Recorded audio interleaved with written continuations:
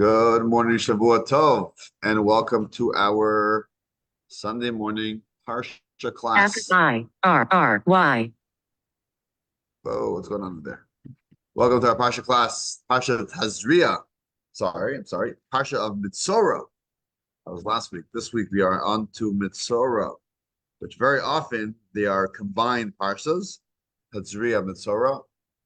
The first half of Metzora has a similar theme to last week's Parsha Tazria, dealing with saras, with these lesions, these blotches, these blemishes that the person would have on their skin, and then we spoke about that. Sometimes they're found on people's clothing, and what exactly has to be done to purify themselves. We spoke about the cause of this wasn't something that you go to the dermatologist for, something that it's not something with your skin, but there's something more of a supernatural type of thing that was brought about when someone was not very careful with the way they spoke about others, about gossip and other things. This Parsha Metzora, which begins on page 718, 719, we continue with the process of purification that has to be done for the Metzora, for the one that has this leprosy, the one that has this tsaras. And then we go on to talk about what happens when we find tsaras not on our skin, not on our clothing, but on the stones of our house. And what happens over there, where the Kohen has to come and look at it, and similar laws, and the way it develops, the way it grows, and we decide whether the house is pure or impure, and whether we have to destroy those stones of the house, remove those stones, and replace them with new stones, because these stones were considered impure.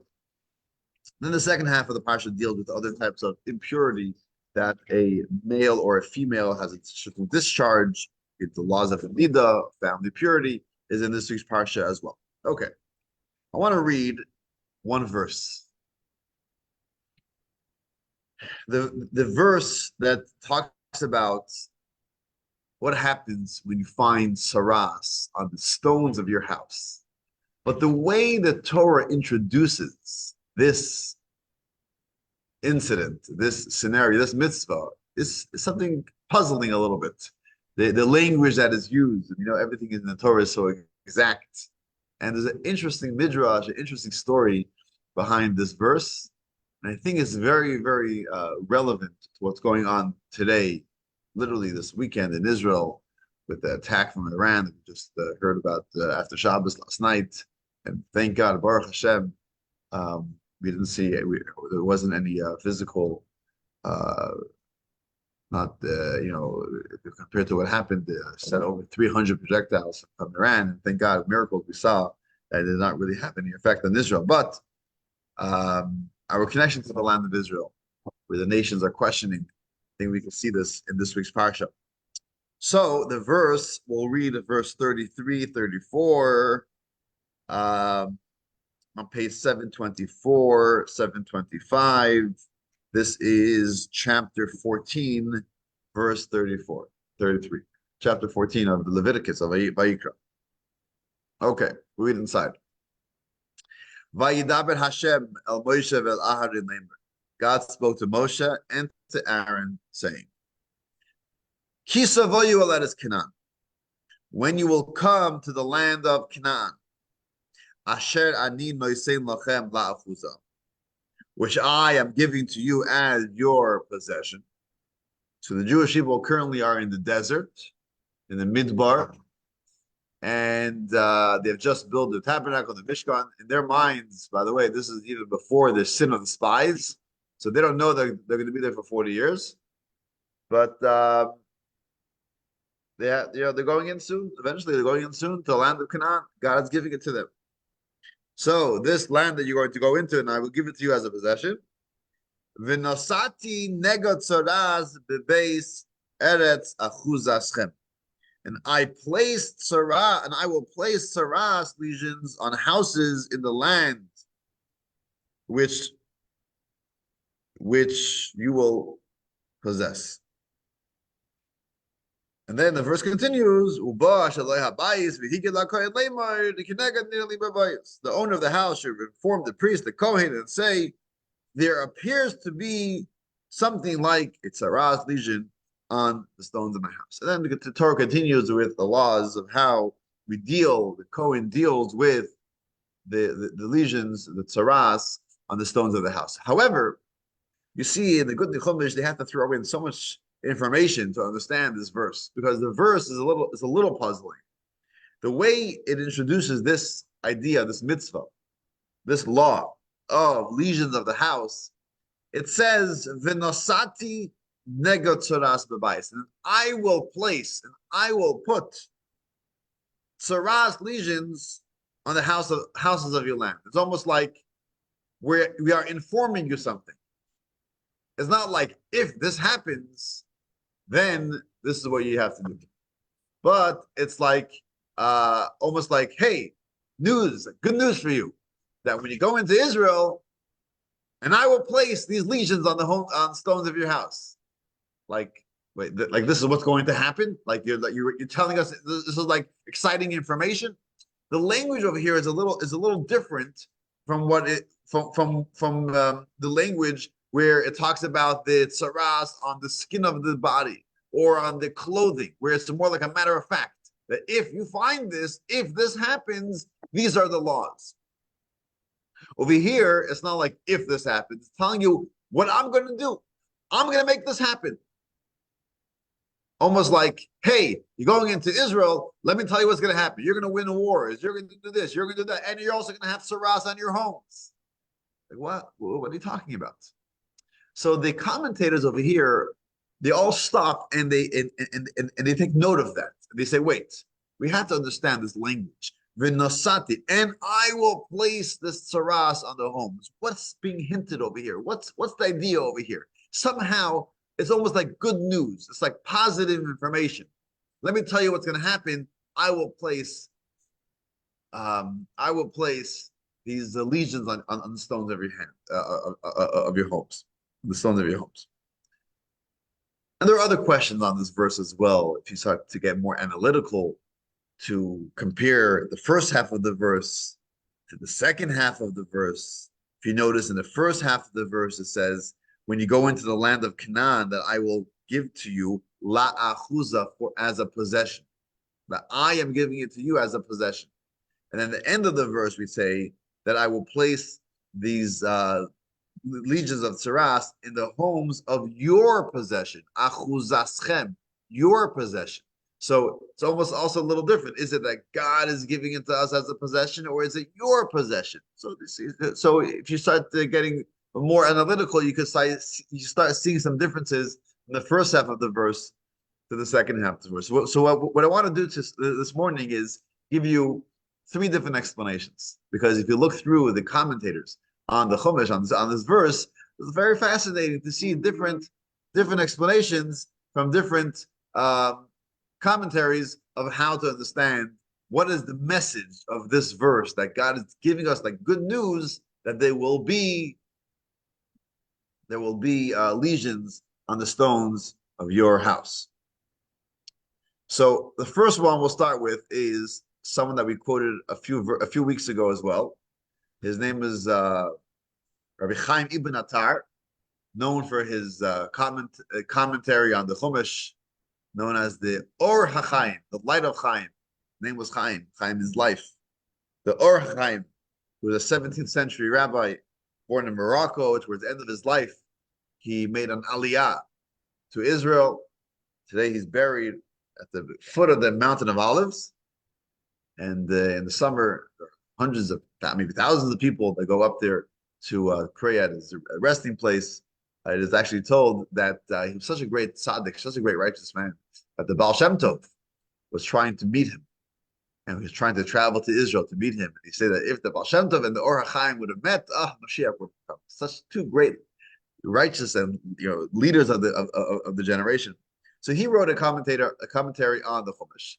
And he writes as follows. The Or HaChaim writes as follows. He says, God is telling us how kind he is to us. Because as we know, we mentioned already a few times, that the idea of these lesions was actually like a warning and a punishment to us for not following in God's ways. In which way? In the gossip, right? If we're not careful with our mouth, and there's other things. Sometimes it's haughtiness, arrogance. Um, so as a punishment, we got these lesions.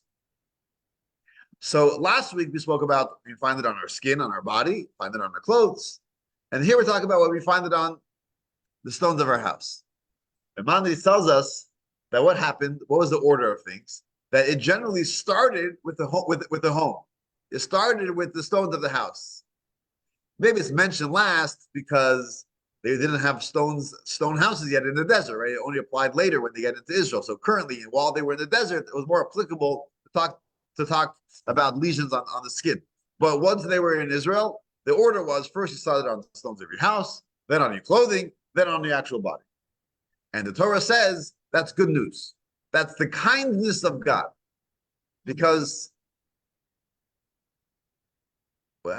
what's the expression? Don't cry about something that they could replace, right? The fact that it started with your possessions, they got struck first, and not the person themselves, not the actual person's body. That's kindness of God. He take care of you, even when he's punishing. Don't cry until it even hurts. when he's giving you. Sorry. Don't cry until it hurts. Don't cry until it hurts, right? But if it's something that's only my possession, right? Sometimes things go wrong. And you say, oh, this is so terrible. But you know what? At least I'm healthy. It was only my car that got into an accident. It was the house that got damaged. There was a hurricane. We're all safe, right? When you hear in New Orleans, we get hurricanes every once in a while. The first question we ask is, how's the family? How are you doing? Are you safe? Were you hurt? You're in good health? Baruch Hashem, thank God. Okay, now there's a leak in our house. Got to replace the roof. We lost our car. Okay, you got to deal with it. We work with insurance, and unfortunately, it's a big headache, as we know. We don't ask for hurricanes. However, as long as we are healthy, we have to appreciate that. I say the story. There's a guy that got into a terrible car accident, right? And how's it go? He has this expensive Rolex on his hand. The car comes by as he's standing outside his car, and his expensive Mercedes was damaged, and he's crying over his car. Look at the car, look at the damage.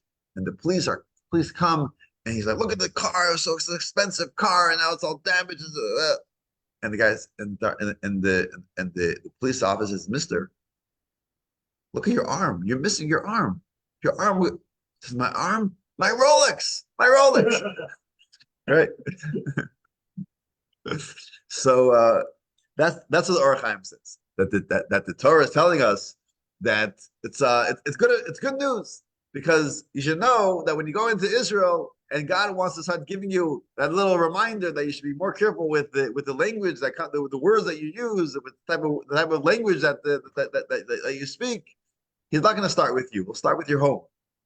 That itself, God is telling you the kindness of God. He'll start with your home. He'll give you a warning. And then if you don't get that message, he'll go to your clothing, which is even closer to the person. And then if you still didn't get the message, you'll find the tsaras on your hand and on your body as well. So that is what the Or Chaim says. A lesson, a very powerful lesson to appreciate where things that only get on your possession, the kindness of God. That is one explanation. Another explanation I saw in a commentary that's known as the Kli Yakar. Kli Yakar means a precious vessel. But it's the name of a commentary that also the 17th century, maybe a little earlier in the 17th century, early 1600s, a rabbi by the name of Rabbi Shlomo Ephraim, who he was a rabbi in Prague for a number of years. And he wrote a commentary, which I actually loved to read. I think it's very profound and very with the way he his style of writing. He writes a comment, an explanation as well to this idea. Why do we mention? Why is it like a Metzora? Why is it like a good news that God will bring these lesions to the stones of a house? And he says it's about the perspective of how we view the possession of our homes. The beginning of the verse talks about God gives us Israel. God gives us our homes for a possession. It's God giving it to us. But then it'll happen sometimes when we settle in and we become very comfortable in our homes in Israel. We start thinking that this is our own possession. This is ours. We've conquered Israel, and this is rightfully ours because we have a mighty army and we're successful. We have good tactics. We have good strategy. We have good generals. We have good soldiers. Right? Right. We're at the top. We're at the top of the line. Right. And therefore, it's ours. And sometimes perhaps we kind of forget that ultimately this was given to us as a gift from God. It's God that gives us a possession. It's not us. And that's when we have that switch in perspective, switch in understanding, switch in our mind, where we lose that understanding and that recognition and the gratitude that comes with it, that God gives us what we have. Then God gives us a reminder, hey, I'm going to place these legions, something which is unnatural for a stone to get a legion. It doesn't make any sense. Oh, reminder, there's a God in the world. Reminder, there's a God in the world. That's what God is telling us. You go into the land of Israel, always remember that I am giving this to you. And obviously, it's not only Israel, it's all of our possession, right? I did well. I was successful. I was smart. I made some good moves. I did well financially. I was able to purchase my home or to build my home, or right. I'm like everything that I have, and I'm happy. Okay, once in a while I'll say, "Oh, thank you, Hashem," but ultimately that's not front and center in my mind. And Hashem says, "Wait. Who was behind the scenes? Who was orchestrating this? Who was making sure that everything worked out successfully? Other people did exactly what you did, but they weren't successful. You were successful, right? The outcome is up to God. We do our parts. We do our part. Then what's going to happen? We don't know. We don't know what's going to happen, right? How many times do we think that, oh, this is going to work out great for me, and then the outcome is not what we hope for, right? The fact that we had a good outcome, the fact that we have what we have, we always have to recognize this comes from God. And therefore, when that switch happens, God reminds us, says, place of these legions on the stones of your hands. So this is what the Kli Yakar says. This is what the Kli Yakar says. Give me 1 second.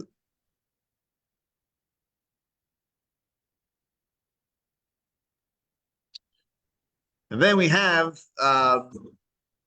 Rashi. And Rashi gives us from a midrash something very fascinating. And the Rebbe kind of analyzes it and gives us the whole deeper understanding of what Rashi is saying. Rashi says as follows. Rashi says there's a story behind the story. There's some history over here. What's the story? Rashi says that the Amorites, which was one of the nations that were living in Israel, Canaan, it's called at the time, they knew what's happening. They knew what's coming their way. They knew that the Jewish people are coming and they will take possession over Israel, and they all have to leave. They were very realistic. They knew what's happening. They knew God's on their side. No matter how much they fight, they will conquer Israel. Ultimately, God gave Israel as a gift to the Jewish people. They knew this already from Abraham. This was something was well known. It was front page in the paper. God gives the Israelites, Israel, they're coming your way. Everyone knew this. So they prepared for this.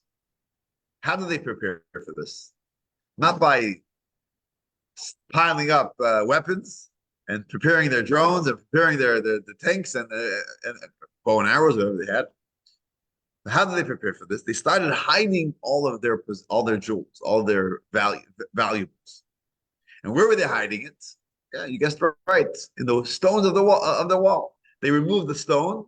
They placed their valuables behind the stone. Then they replaced the stone. Who would know? Right? Who would know that? Who would know what that was? It reminds me of, unfortunately, many Jews in Europe. during the years leading up to the Second World War, or during the World War, in the cities and countries before the Nazis came in, many people took chests and put many valuables, and they dug holes in their yard, and they hid things, right? Some of them were able to return home and get them, but unfortunately, most of the people were not able to come back. So the Amorites, this is what they were doing. It says for 40 years. For 40 years, they were busy hiding all of their valuables behind the stones of their wall of their home. Jewish people come in. They know nothing about it. It looks like a simple home. So God says, I want to reward you. I'm going to bring a lesion to the stone of your house, which is going to cause it to be impure, and you're going to have to remove the stone. Well, which stone is going to have the lesions? It's the stone that the Amorites used to hide the values. So ultimately, sometimes these lesions were not a negative thing as a punishment, but they're actually a reward, a gift. Oh, look at this! You found all these treasures behind these stones. This is what was happening. That there was many times that people removed these stones and they found treasures behind it. Why? Because the Amorites were preparing and they were hiding their stuff behind these stones. This is what Rashi says. Fascinating. Now, to analyze a little bit what Rashi was saying, is first thing that comes to mind is the Amorites. Interesting that we mentioned Amorites because the Torah talks about the land of Canaan. And whenever we use a general term for the land of Canaan, which included many different nations, right? The 7 nations.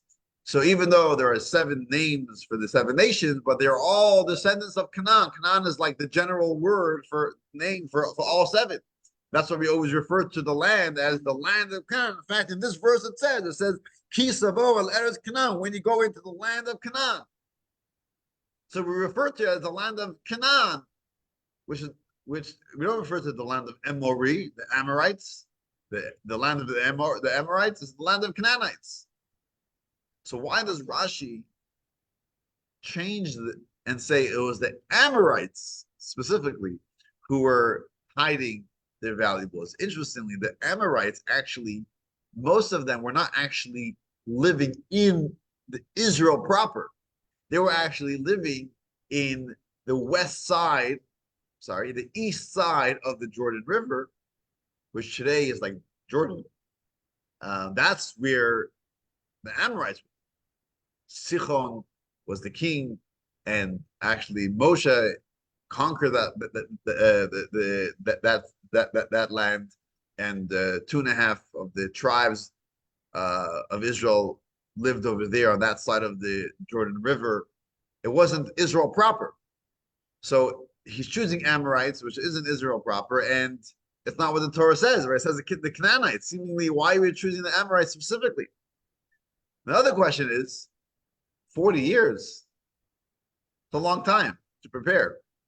And more importantly is, why do you hide jewels behind stones? Why do you hide something, right? If the Amorites knew that the Jewish people are coming, that's it, they're gone. If you're leaving, I've had enough with New Orleans, I'm leaving New Orleans. Before I leave, let me hide some stuff in my backyard.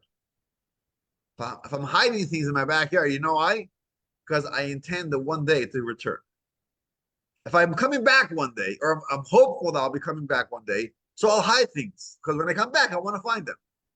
But if I'm not returning, no reason to hide. Unfortunately, many families, that went through the Holocaust, they thought that, okay, they're going for however long it's, eventually they'll come back.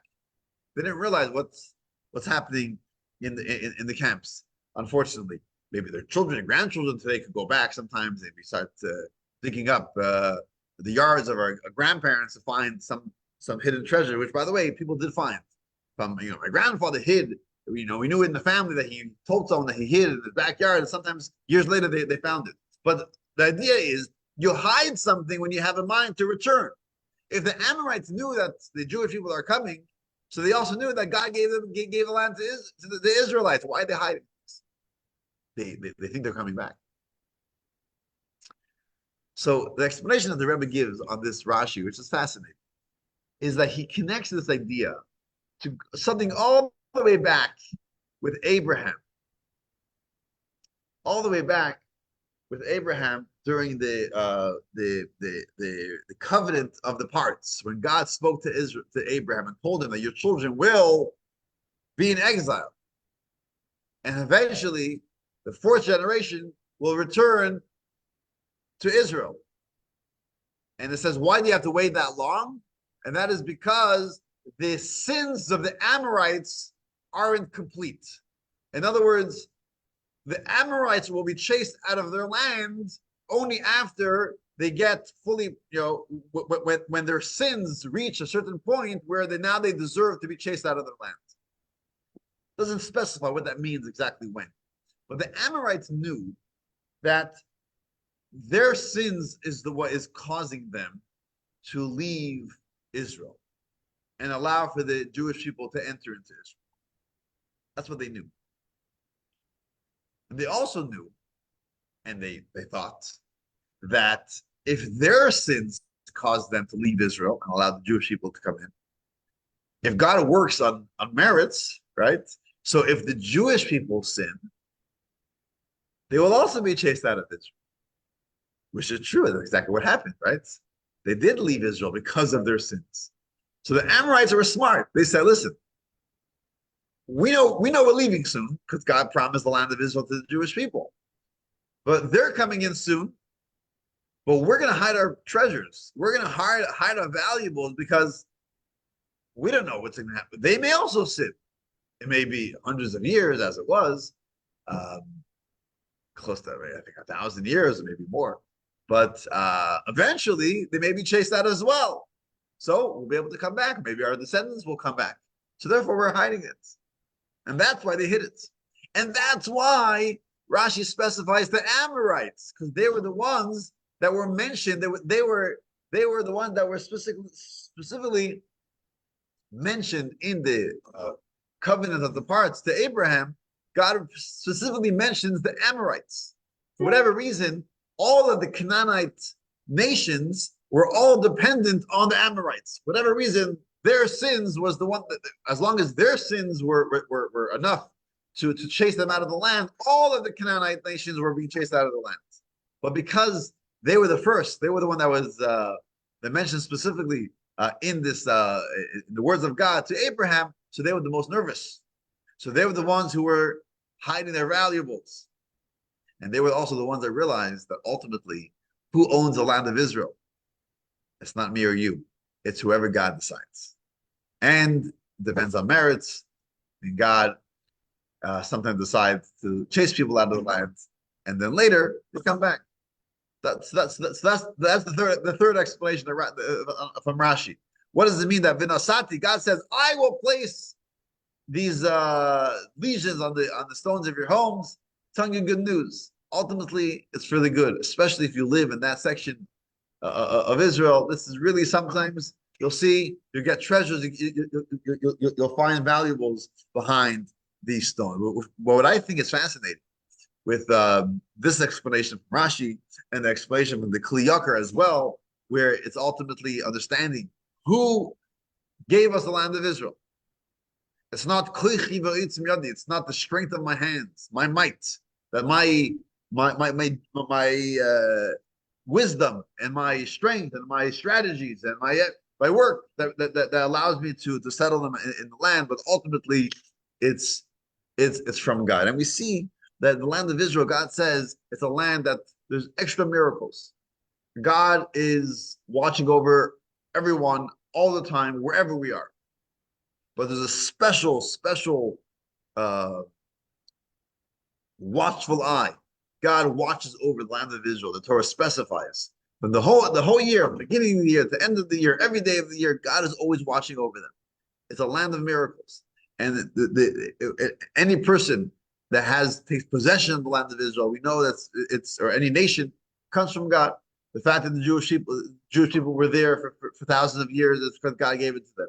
And God then decided that they should go into exile, they should leave Israel. And then when God gives it back to them, it belongs to them as an eternal inheritance. As we know that the Torah begins, right at the beginning of the Torah, that God decided that the land of Israel should belong to the Jewish people.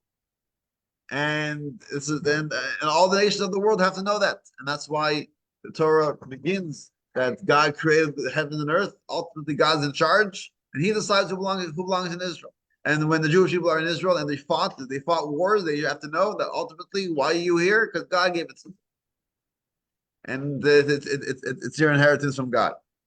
And together with that, the miracle that you see in Israel, you see God's hand. It's amazing. Like I mentioned, just this weekend, to what happened. You hear this threat from Iran to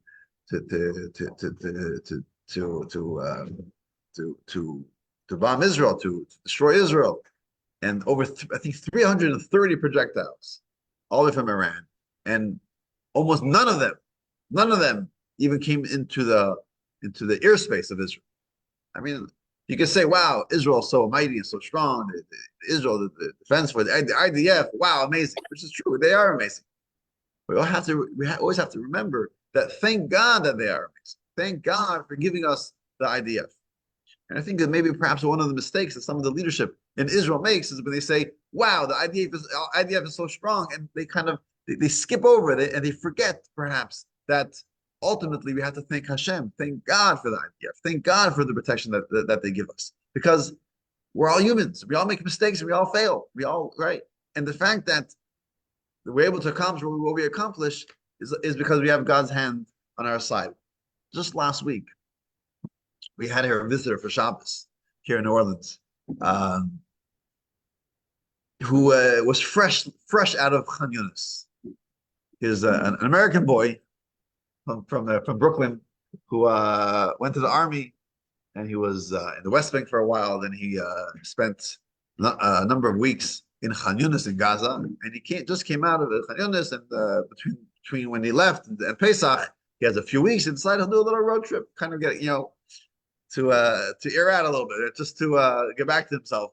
So he came here for Shabbos. He's doing a road trip, and he's sitting at the table. And he tells us, "Yeah, he was just in Khan Yunis a few weeks ago." And I'm like, "Wow, come on, tell us some stories, So he started talking. Then he tells me, maybe this is classified. I don't know. I'm not sure if I'm allowed to tell you this. He was like, but one of the things I told him, he told us two amazing incidents, just small little things. But what he was telling us, you don't understand how many miracles happen on a daily basis when you are at war. Mistakes happen and there are casualties.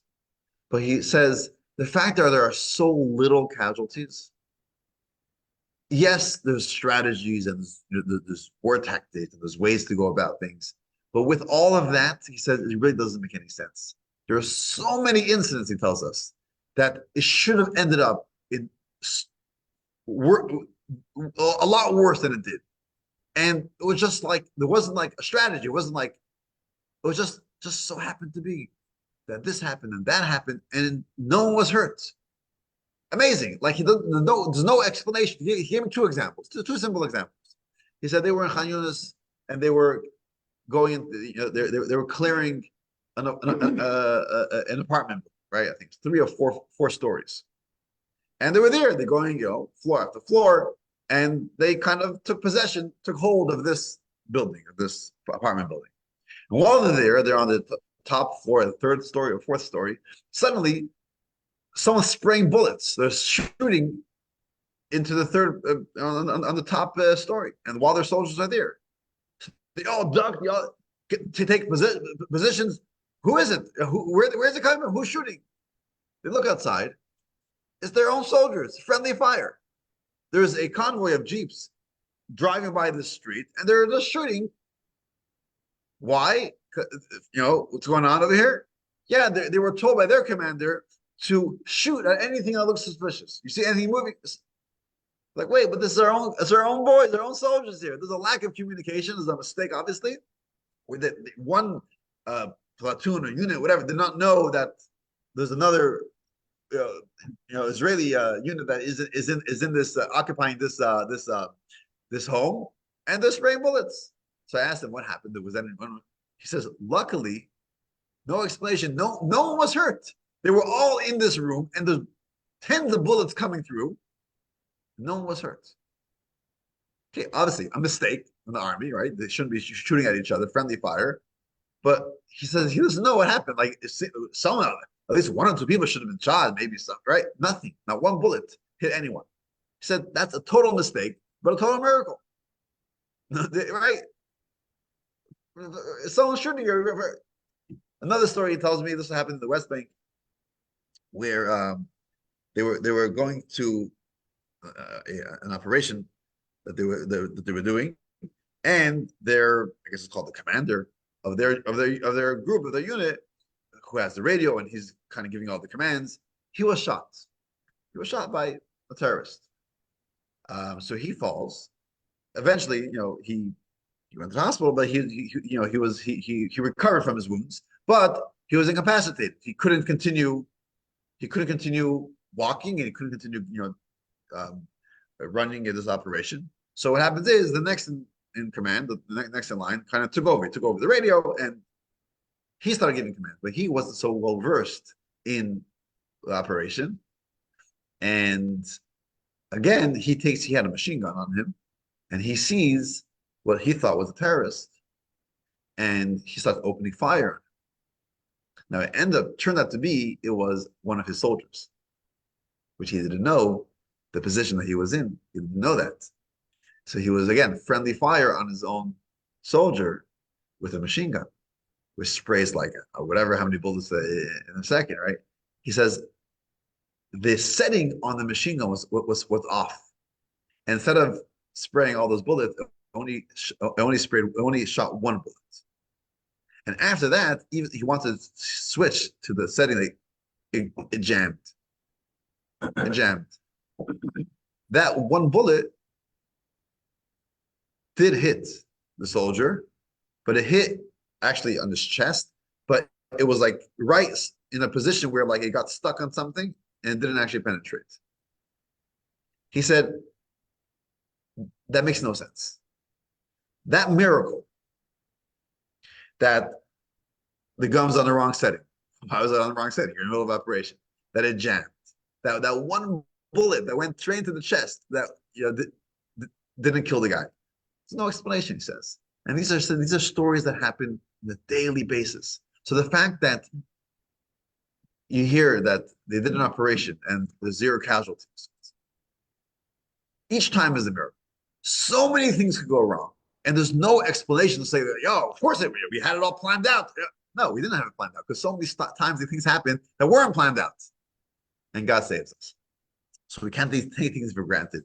Israel is a land that's the safest land, God says. It's the most protected land, right? In 1991, was it, during the Gulf War, when we were also being threatened with Scud missiles, and many people want to leave Israel. And the Rebbe told people Israel is the safest place. No reason to worry. It's the safest place. Today we have, unfortunately, missiles coming in, projectiles and katyushas and rockets coming on a daily basis. And Israel is still safest place. Israel is a place where God gives it to us. It's rightfully ours. No reason to be ashamed of it. We got to say it, scream it out loud. Everyone should hear this and know this. And ultimately, we're asking that we shouldn't have to be tested. We shouldn't have these rockets flying over our head. We shouldn't need miracles. We shouldn't have to live a life of miracles. We should be able to see God in nature as well and live peacefully in our land, and hopefully have the Mashiach coming very soon, even before Pesach, so we can all celebrate together in Jerusalem. I'll leave you with that. Thank you for joining us this Sunday morning.